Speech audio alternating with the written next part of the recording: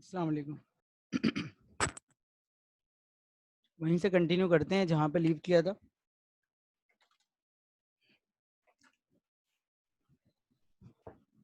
अच्छा जी, प्रॉब्लम ये आ रही थी कि भाई मैक्सिमा क्या है और प्लेटो जो है वो प्रॉब्लम है शोल्डर, तो उस इशू से कैसे निकला जाए। ठीक है, तो दो तीन ट्रिक्स हैं, एनहांसमेंट हैं, ट्रिक से कह लें आप, कि उनको अगर आप यूज़ कर लें तो उससे 100% गारंटी नहीं है कि आपको आंसर मिल जाएगा, लेकिन इट माइट बी पॉसिबल कि आपको आंसर मिल जाए। तो जितने भी ये एल्गोरिथम्स होते हैं, इनमें जितने भी आप ट्रिक्स यूज़ करते हैं, इसकी 100% गारंटी नहीं होती कि आपको आंसर मिल जाएगा, लेकिन इट माइट बी पॉसिबल कि by using any of one आप जो है उससे अपने आंसर को अचीव कर सकते हैं। Is it clear?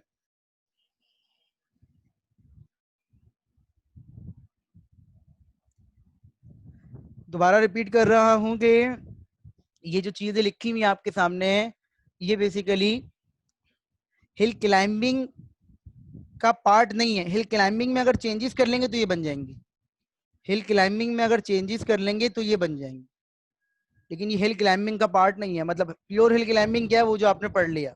अब उसमें आप एडिशन कर रहे हैं, चीजों को ऐड कर रहे हैं, तो अब वो सिर्फ हिल क्लाइंबिंग नहीं कहलाएगा, वो चेंज हो जाएगा। ठीक है, बात सबकी समझ में आ रही है?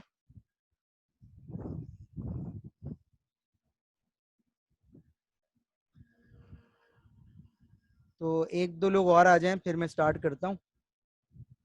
ऑलरेडी मैंने 5 मिनट लेट ज्वाइन इसलिए किया था कि सब आ जाए नमाज वमाज पढ़ के।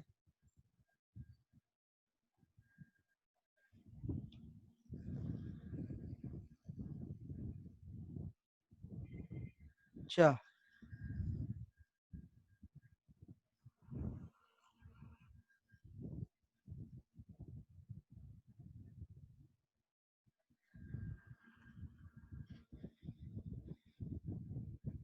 किस जगह पे रहते हो लियाकताबाद में, तलहा?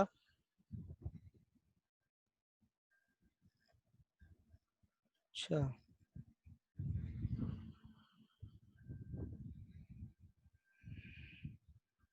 सही।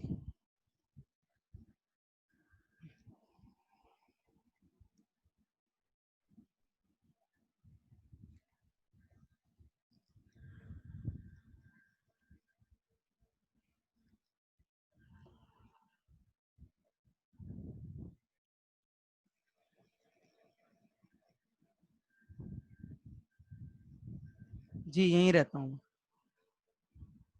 ब्लॉक 2। हाँ आखिर में करूँगा मैं, ज़रा ये बस एक टॉपिक ख़त्म कर दूँ। मैं कुछ लोगों का इंतज़ार कर रहा हूँ ताकि सब आ जाएं, तो फिर मैं टॉपिक एंड करके फिर मैं मिड टर्म की बात करता हूँ। ठीक है, बेफिक्र रहें, मैं डिस्कस करके जाऊँगा, जो आपने पूछना है वो आपको बता के जाऊँगा। सही है, तो स्टार्ट करते हैं। तो देखें, टू बी वेरी ऑनेस्ट, ये बहुत आसान चीज़ें हैं। इन तीनों चीज़ों को पहले मैं आपको रैंडम रीस्टार्ट समझा देता हूँ। रैंडम रीस्टार्ट हिल क्लाइंबिंग एक कॉन्सेप्ट है, वो ये कहता है कि आप जो है अगर कहीं फंस जाएं, तो चूंकि आपके लिए पाथ इंपॉर्टेंट नहीं है,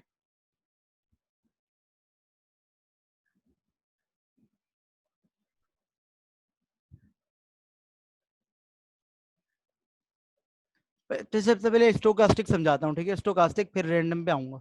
देखिए, स्टोकास्टिक हिल क्लाइंबिंग डायग्राम से समझाने की कोशिश करता हूँ। फर्स्ट कर लें कि भाई स्टोकास्टिक हिल क्लाइंबिंग अप्रोच है। हिल क्लाइंबिंग ही रहेगा। स्टोकास्टिक हिल क्लाइंबिंग क्या है, फर्स्ट करें, यहाँ लिखा हुआ है 9, और आपने इसके चाइल्ड जनरेट किए। सबसे पहले हिल क्लाइंबिंग की बात कर लेते हैं कि भाई ये 5 चाइल्ड थे। ठीक है, रैंडम 5 चाइल्ड थे, और जाहिर सी बात है, आपको पता है ये बात कि जब चाइल्ड जनरेट करते हैं तो सीक्वेंस मैटर नहीं करता, कोई भी किसी भी जगह पे आ सकता है। क्योंकि हम जब वैल्यूज की बात कर रहे होते हैं तो हमारे लिए वैल्यूज इंपॉर्टेंट नहीं होती। जब हमारे लिए वैल्यूज इंपॉर्टेंट होती हैं तो हम वैल्यूज की बात करते हैं, जब हमारे लिए वैल्यूज नहीं होती तो हम अल्फाबेटिकल ऑर्डर में बात करते हैं। तो आप ये सपोज कीजिए कि आपके यहाँ पर वैल्यूज की बात हो रही है, तो आप किसी भी वैल्यू को कहीं भी लिख दें। चूंकि हिल क्लाइंबिंग है, वो हिल क्लाइंबिंग क्या करेगा, मैक्सिमम को पिक करेगा। तो फर्स्ट करें, यहाँ लिखा हुआ है 10, यहाँ लिखा हुआ है 7, यहाँ लिखा हुआ है 13, यहाँ लिखा हुआ है 10, इधर हम कुछ और कर देते हैं, हम कर देते हैं 19। ठीक है, और यहाँ हम कर देते हैं 11। बल्कि इधर कर देते हैं हम 21, ठीक है, इधर हम कर देते हैं 21। अब हिल क्लाइंबिंग होता तो किसे चूज करता? सबको पता है बात। अगर ये हिल क्लाइंबिंग होता तो किसे चूज करता?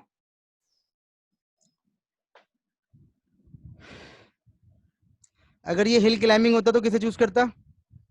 मैक्सिमम पे काम कर रहा है जी, 21 को चूज करता। अगर ये हिल क्लाइंबिंग होता तो किसे चूज करता? 21 को। हम सबको ये बात पता है। स्टोकास्टिक हिल क्लाइंबिंग क्या करता है? स्टोकास्टिक हिल क्लाइंबिंग समझ लें, random selection among the up hill moves. अगर आप स्टोकास्टिक हिल क्लाइंबिंग करेंगे तो वो क्या करेगा?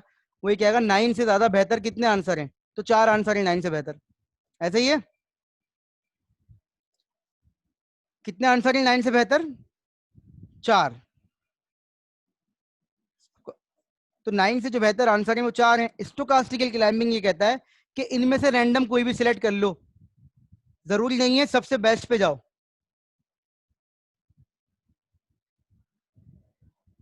जरूरी नहीं है कि सबसे बेस्ट पे जाओ, आप इनमें से रैंडमली किसी को भी सिलेक्ट कर लो। इससे क्या होगा? इससे होगा कि अगर आप फर्ज करें आप डायरेक्ट जंप कर जाएं तो आगे जाके आपके फंसने के चांसेस हैं, लेकिन अगर आप जंप ना करें और आप स्लो स्लो स्टेप्स लें तो रैंडम सिलेक्शन का मतलब क्या है कि आप मैक्सिमम पे ना जाएं, आप अपने से बेहतर पे चले जाएं, ताकि वहां से अगर फर्दर कोई और रास्ता निकल रहा हो जिससे आप आंसर पे पहुंच सके आराम से, तो आप पहुंच जाएं। मेरी बात समझ में आ रही है? हो सकता है अगर मैं 21 चूज करूं तो उससे आगे कोई बेहतर मौजूद ना हो, लेकिन हो सकता है रैंडमली अगर मैं 13 चूज कर लूं तो 13 से आगे मुझे हो सकता है दूसरे रास्ते से 21 से बड़ा नंबर भी मिल जाए। Is it clear?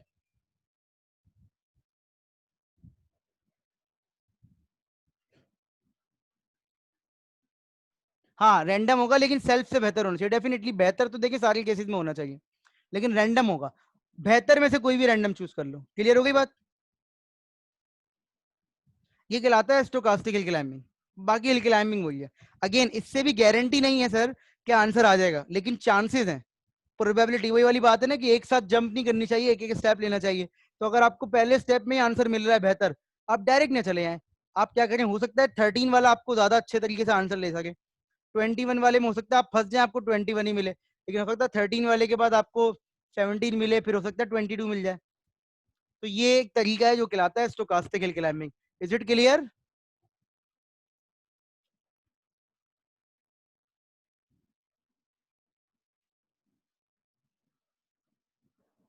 ठीक है जी। अब मैं यहाँ लिख रहा हूँ 8। नाम से समझ में आ रहा होगा, फर्स्ट चॉइस हिल क्लाइंबिंग। ठीक है, हिल क्लाइंबिंग होता तो 21 को चूज करता। इसी प्रॉब्लम में अगर स्टोकास्टिक होता तो रैंडमली 13, 10 और 21 में से किसी को भी चूज कर लेता। लेकिन अगर ये होता फर्स्ट चॉइस हिल क्लाइंबिंग, अगर ये होता फर्स्ट चॉइस हिल क्लाइंबिंग, तो ये अपने सक्सेसर को एक एक करके जनरेट करता,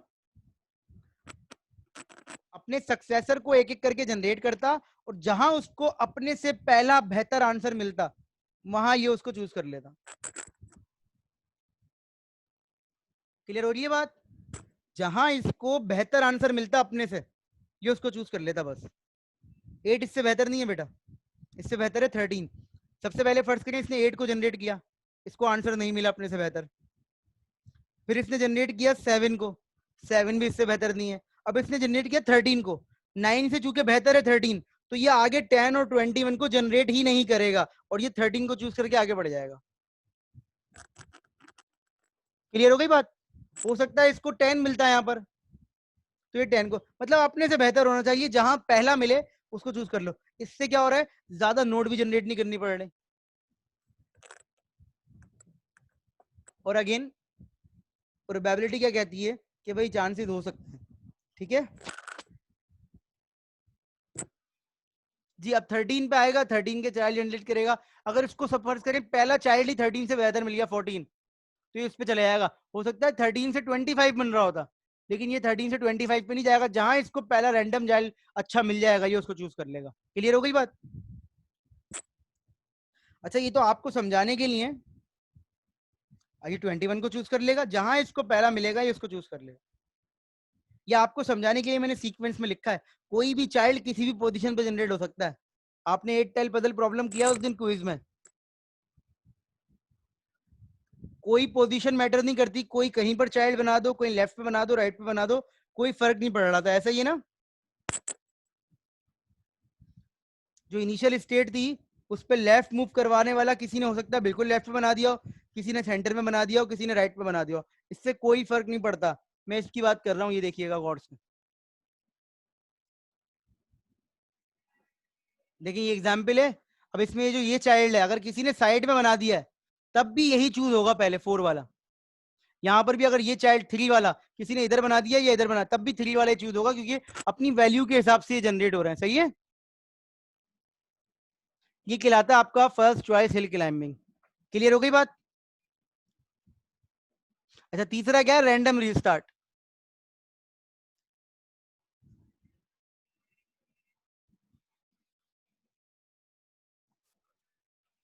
अब ये कह रहे हैं रैंडम रीस्टार्ट, ये कहता है कि भाई आपको आंसर नहीं मिल रहा, आप series of hill climbing search करते रहे।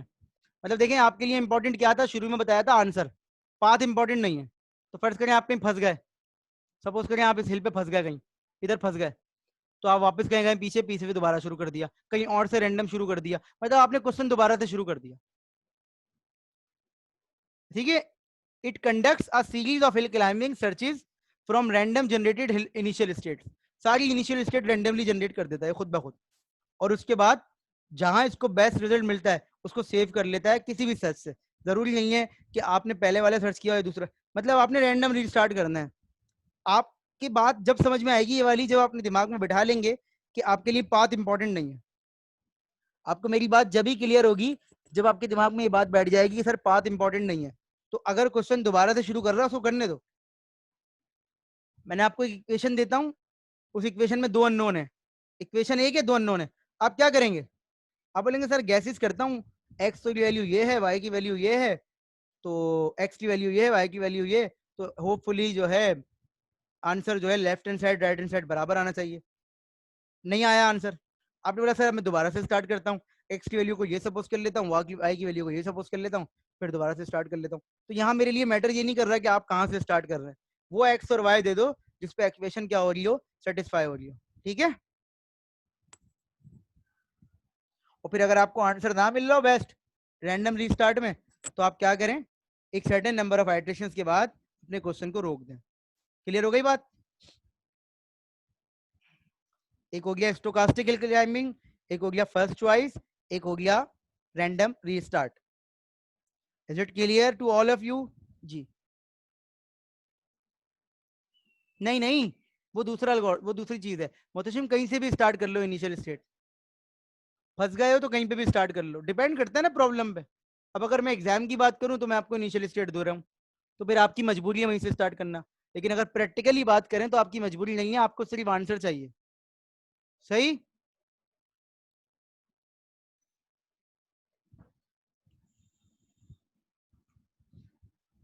अच्छा जी। केमिस्ट्री कब पढ़ी थी आखिरी दफा?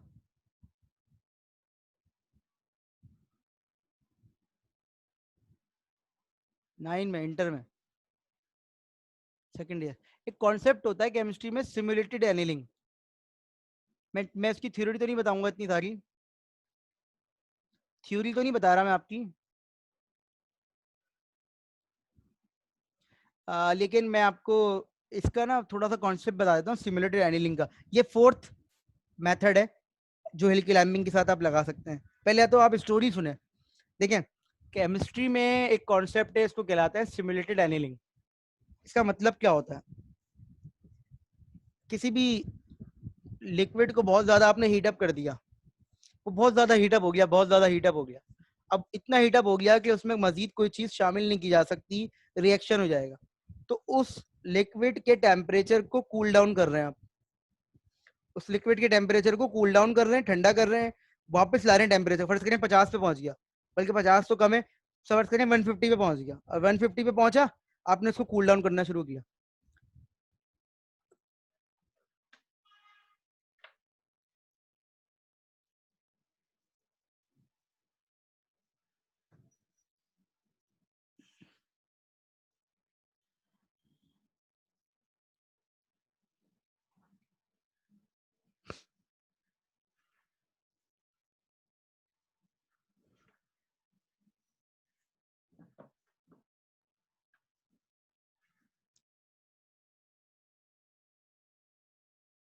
आ रही है? आवाज आ रही है?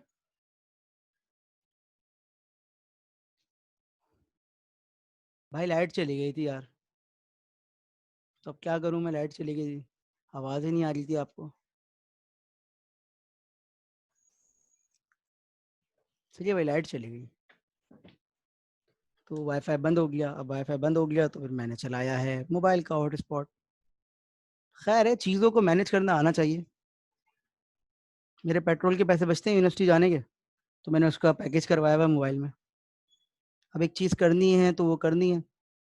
एक एक हम पे एक ऐसी चीज़ आ गई है जो कि हमारे हाथ में ही नहीं है, तो हमें उस बस सूरत हाल से निकलना कैसे है ये सोचना चाहिए। सही है। अब मैं सोचूं लाइट चली गई है, इसका सॉल्यूशन नहीं है, सॉल्यूशन निकाला जाता है। अब तो हमें आदत हो जानी चाहिए, 5 महीने हो गए। नहीं वो सही है, बिल्कुल उनकी बात सही है। ऊपर जाके देख लिया करें, पार्टिसिपेंट शो होते हैं आप लोगों को? आप लोगों को पार्टिसिपेंट शो होते हैं? होते हैं ना, तो जाके देख लिया करें, मैं गायब हो जाता हूँ वहां से, ठीक है? तो आपको अंदाजा हो जाएगा। सही है। सही है, तो वापस समझाता हूँ मैं आपको, सिमुलेटेड एनीलिंग क्या है।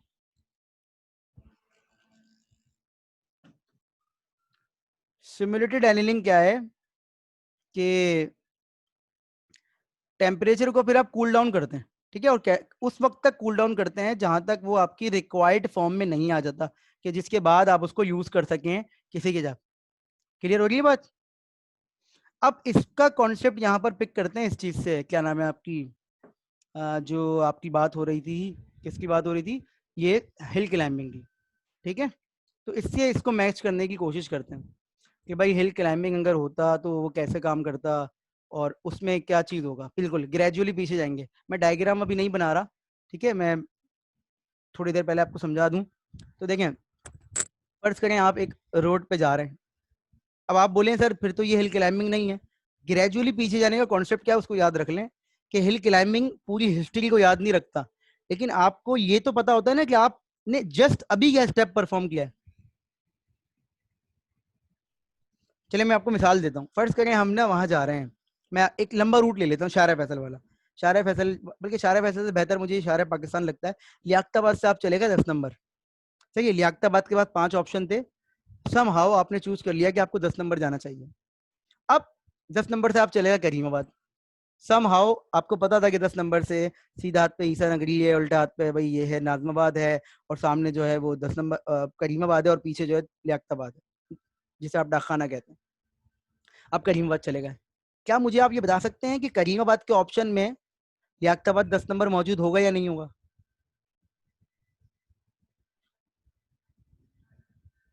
करीमाबाद के ऑप्शन में लियाकताबाद 10 नंबर मौजूद होगा या नहीं होगा?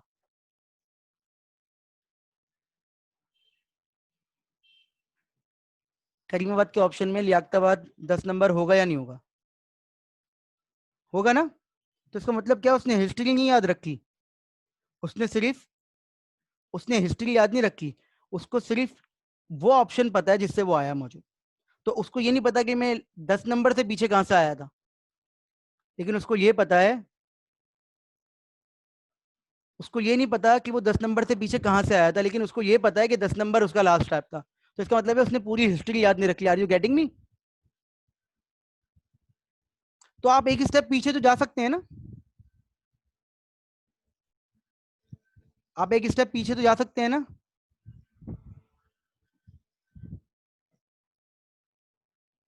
बस यही कहानी है कि आप पीछे कैसे जाएंगे।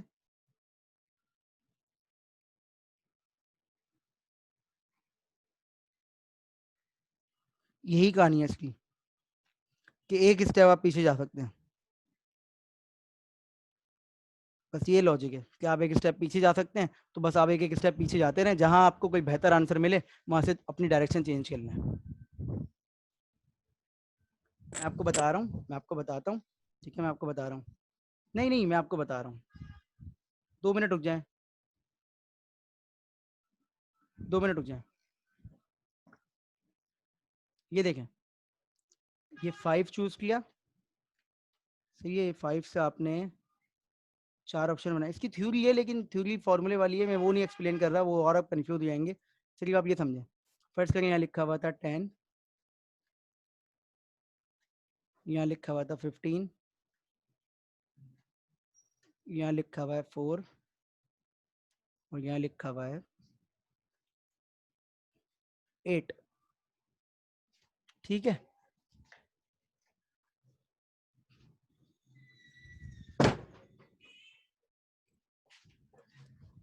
हमें फ्रीज बंद कर दो हमारा। यहाँ लिखा हुआ है 8, सही है। अब आ जाओ वापस, मैं समझा रहा हूँ आपको। आप हिल क्लाइंबिंग लगा रहे हैं, आपने 15 चूज कर लिया, सही है। 15 चूज कर लिया, इसमें कोई शक नहीं है किसी को कि 15 चूज होगा। आपने 15 चूज कर लिया। अब आप आए 15 पे। 15 पे भाई आपको मिला दोबारा से 4 ऑप्शन। हिल क्लाइंबिंग चल रहा है ये। आपको यहाँ मिला 13, यहाँ मिला 19, यहाँ मिला 14 और यहाँ मिला, फर्ज कर लें आपको मिला यहाँ पर 7। क्या चूज करिएगा हिल क्लाइंबिंग? 19, ठीक है, 19 चूज कर लिया। आप सपोज कर लें कि भाई 19 के पास जो ऑप्शन थे उनमें से कोई भी 19 से बेहतर नहीं है, सही है।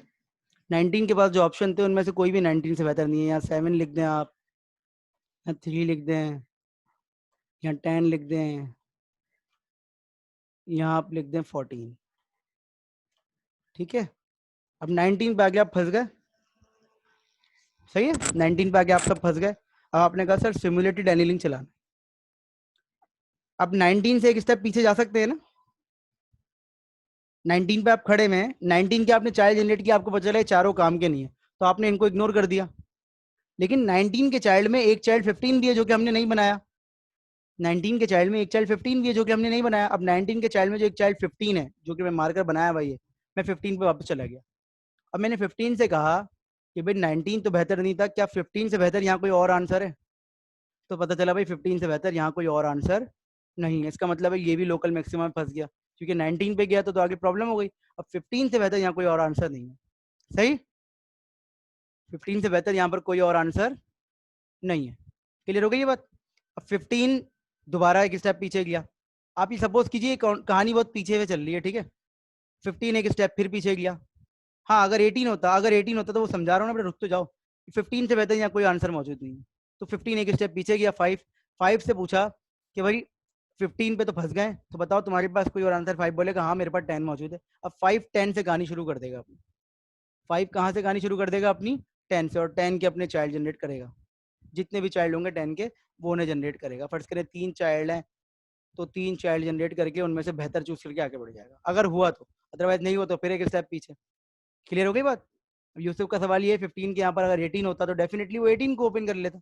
सिमुलेटेड एनिलिंग का मतलब ये थोड़ी है एक स्टेप पीछे जाना है। अगर आपको जब तक बेहतर ऑप्शन नहीं मिल रहा आप स्टेप पीछे जाते रहेंगे। क्लियर हो गई बात? आप कहीं ट्रैवल कर रहे होते हैं, किसी रोड पे ब्लॉक हो जाता है तो आप क्या करते हैं? किसी जगह पे आप फंस जाते हैं तो आप क्या करते हैं? आप गाड़ी को रिवर्स लेके जाते हैं, चाहे वो आप दूसरे रास्ते पे लेके जाएं, दूसरे वाले रूट से, या रिवर्स लेके जाएं। आप रिवर्स लेके जाते हैं जहां तक रिवर्स लेके जाते हैं जहां तक आपको कोई दूसरा रास्ता नहीं मिलता। हमारे लिए यहाँ पर रास्ता नहीं, हमारे लिए बेहतर रास्ता इंपॉर्टेंट है, सही है। ठीक है, तो this is all about simulated annealing. I hope ये पॉइंट क्लियर हो गया होगा। सही है सर, कोई सवाल है तो पूछ लीजिए।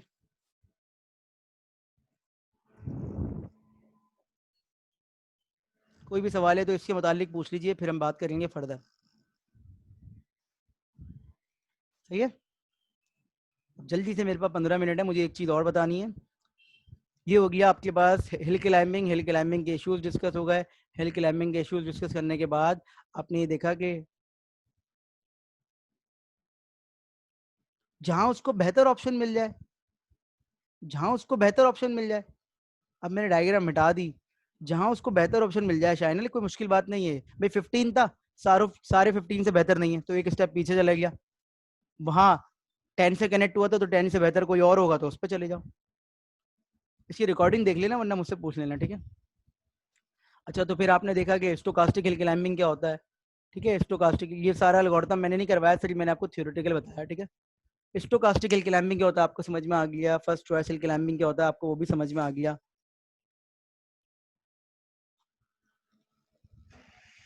और फर्स्ट चॉइस हिल क्लाइंबिंग के बाद आपको ये भी समझ में आ गया कि रैंडम रीस्टार्ट क्या होता है और सिमुलेटेड एनीलिंग क्या होता है। ठीक है, अब एक और आखिरी एल्गोरिथम है, ये भी बहुत आसान है, लोकल बीम सर्च। मतलब ये हिल क्लाइंबिंग का ही एडवांस वर्जन कह लें आप इसे। इसमें हमारा गोल क्या है वो तो हमें गिवन होगा ना, प्रॉब्लम टू प्रॉब्लम। वो तो हमें गिवन होगा प्रॉब्लम टू प्रॉब्लम कि हमारा गोल जो है, ये तो मुझे नहीं पता, आपको भी नहीं पता। ठीक है,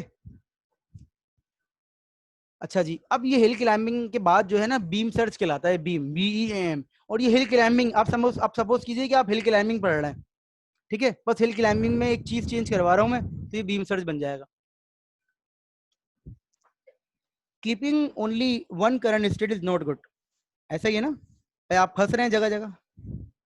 आपको पता है कि अगर एक बेस्ट स्टेट को चूज करते हुए मैं आगे बढ़ रहा हूँ तो प्रॉब्लम हो रही है। मतलब एक बेस्ट स्टेट को चूज करता हूँ, उसको करंट बना के उसके सक्सेसर जनरेट करके आगे बढ़ता हूँ, तो प्रॉब्लम हो रही है भाई, मुझे बार बार प्रॉब्लम हो रही है। तो मैंने क्या किया, मैंने एक करंट स्टेट नहीं चूज की, के करंट स्टेट चूज कर ली। डिपेंडिंग अपॉन योर प्रॉब्लम, के स्टेट 2 भी हो सकती हैं, 3 भी हो सकती हैं, डिपेंडिंग अपॉन ब्रांचिंग फैक्टर। अगर आपकी प्रॉब्लम में ब्रांचिंग फैक्टर 10 है तो आप 3 के करंट स्टेट सपोज कर लें। करंट स्टेट का मतलब क्या भी समझा रहा हूँ। फर्स्ट करें आपकी प्रॉब्लम में ब्रांचिंग फैक्टर 6 है तो आप 2 करंट स्टेट सपोज कर लें। 2 करंट स्टेट सपोर्ट करने का मतलब क्या है, ये देखें, all K states are randomly generated initially at each step, all successor of K states are generated. मतलब क्या, ये देखिए गौर से, पहले डायग्राम देख लें। ये कह रहा है कि हर लेवल पे एक बेस्ट को चूज नहीं करना, 2 बेस्ट को चूज करना है। सब सुकून से सुनिएगा, फिर सवाल लूंगा मैं आपका।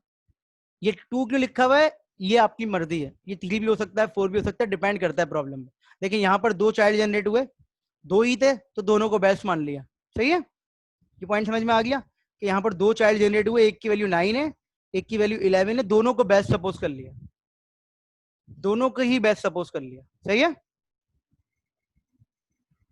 अब आ जाए वापस, 9 को भी ओपन किया और 11 को भी ओपन किया।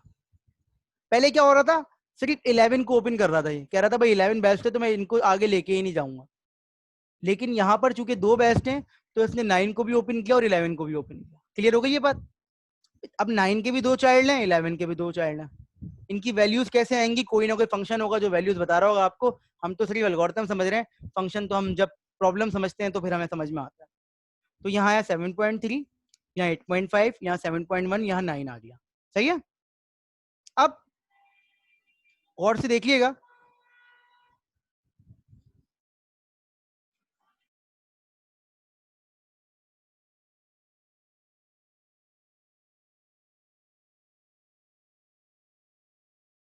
अब गौर से देखिएगा, ये 7.3 लिखा हुआ है, ये 8.5 लिखा हुआ है, ये 7.1 लिखा हुआ है और ये लिखा हुआ है 9। अब इन चारों में से बेस्ट 2 चूज होंगी। स्टूडेंट जो कंफ्यूज होते हैं इस एग्जाम्पल को देख के, उनके दिमाग में ये होता है इधर से एक, इधर से एक। ऐसा नहीं है, इन चारों में से ओवरऑल के बेस्ट चूज करनी है। तो फर्ज करें एक इधर से आ रही है इत्तेफाक से, एक इधर से आ रही है, लेकिन फर्ज करें दोनों यहां से आ रही होती तब भी मैं इन दोनों को चूज करता। अगर 2 यहां से आ रही होती तब भी मैं इन दोनों को चूज करता। क्लियर हो रही है बात? अगर यहाँ लिखा होता 6 तो मैं इसे चूज करता और इसे चूज करता। यहाँ लिखा होता 6, यहाँ लिखा होता 7, यहाँ लिखा होता 9, यहाँ लिखा होता 10, तो मैं 6 और 7 को चूज करता। आपने हर लेवल पे के बेस्ट चूज करनी है। क्लियर हो गई बात? बस ये है बीम सर्च। अब के बेस्ट कौन बताएगा? Branching factor. आपका ब्रांचिंग फैक्टर अगर हाई है तो आप के की वैल्यू ज्यादा ले सकते हैं, तो इससे और चांसेस बढ़ गए आपके आंसर आने के। सही है ना? इससे और चांसेस बढ़ गए आपके आंसर आने के। ये कहलाता है आपका बीम सर्च। सही है, ये कहलाता है आपका बीम सर्च। अब ये बता दें, हिल क्लाइंबिंग में कोई सवाल है, या शाइनल जो सवाल पूछ रहे थे दोबारा पूछ लें, अगर प्रॉब्लम है तो मैं उसको क्लियर कर दूंगा। अभी मेरे पास टाइम है और फिर इस मीटिंग के बाद मैं अटेंडेंस ले लूंगा। जी, इसमें अगर डी को सिलेक्ट करना होता, देखें डी जब सिलेक्ट होता जब यहाँ पर चारों में से 2 बेस्ट में डी आ रहा होता। फर्स्ट करें, यहाँ 7.3 यहाँ लिखा होता 6 और यहाँ लिखा होता 7 पॉइंट, मतलब यहाँ लिखा होता 6, यहाँ लिखा होता 7, यहाँ लिखा होता 8, यहाँ लिखा होता 9, तो 6 और 7 चूज हो जाते और फिर 6 फर्दर कंटिन्यू होता। हो सकता है डी के चाइल्ड हमें दिखाए में ना हो। नहीं नहीं, देखो मेरी बात सुनो यूसुफ, हम कभी भी ट्री को कंप्लीट नहीं बनाते। ये तो मैं आपको समझा रहा हूँ, तो मैंने ट्री बनाई हुई है। हम सिर्फ उसी नोड को फर्दर ओपन करते हैं जो चूज कर लेते हैं। आपको ए स्टार याद है पिछली क्लास का? आप सिर्फ उसी नोड को एक्सपेंड कर रहे थे ना जो चूज कर रहे थे, या आप पूरी पूरी ट्री को बना रहे थे? आपने क्विज किया था, क्विज क्विज में आपने तमाम स्टेट स्पेस बनाया है, या आपने सिर्फ उस नोड को ओपन किया जिसकी आपको जरूरत थी? आपने उसी नोड को ओपन किया जिसकी आपको जरूरत थी। लेकिन जो आपने असाइनमेंट किया था, उस असाइनमेंट में उस असाइनमेंट में आपने तमाम को ओपन किया था, क्योंकि वहां पर आप सीख रहे थे। क्लियर हो गई बात? प्रैक्टिकली ऐसा नहीं करते हम जी। कैनिबल वाले में आपने तमाम को ओपन किया था क्योंकि वहां पर आप सीख रहे थे। बिल्कुल ऐसे ही, अगर 11 वाले में दोनों बड़े होते तो 11 वाले को मैं ओपन ही नहीं करता। 11 वाले को ओपन करता, उसके चाइल्ड को ओपन नहीं करता। हाँ, हमने तो वहां सीखा था ना यूसुफ। हम तो सिर्फ इसीलिए तो मैंने कहा था असाइनमेंट बहुत इंपॉर्टेंट है, कि बेसिक कॉन्सेप्ट असाइनमेंट से क्लियर होंगे आपके। Is it clear?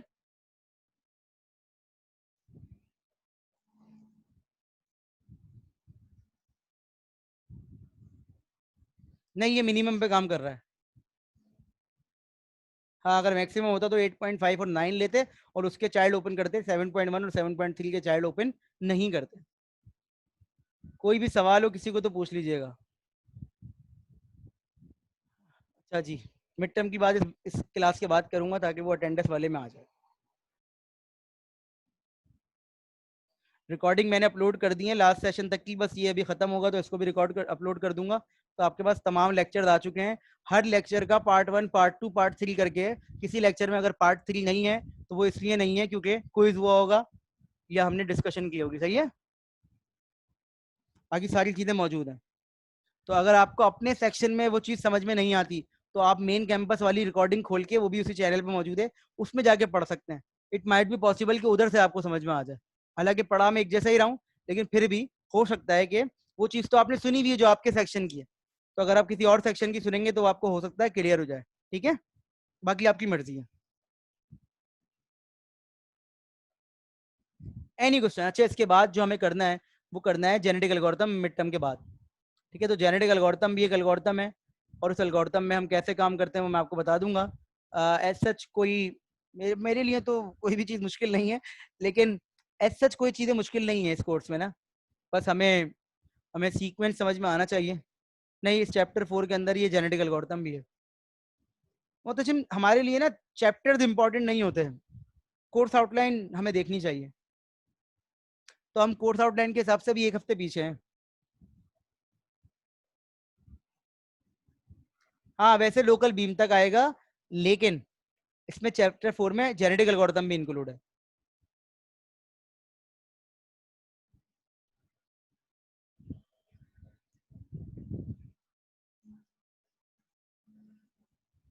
प्रोजेक्ट का सबने बात कर ली थी, कोई रहता तो नहीं है?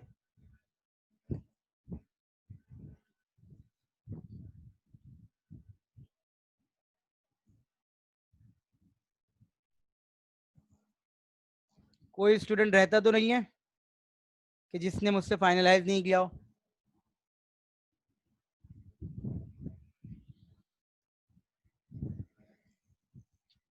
तो अनस कौन आके बताएगा ये?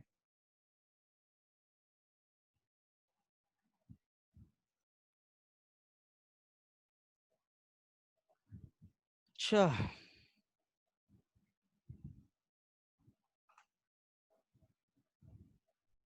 सही।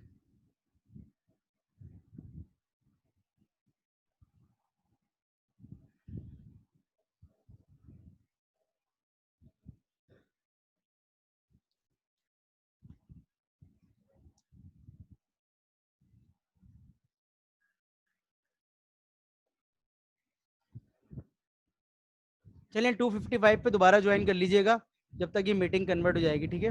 255, 255।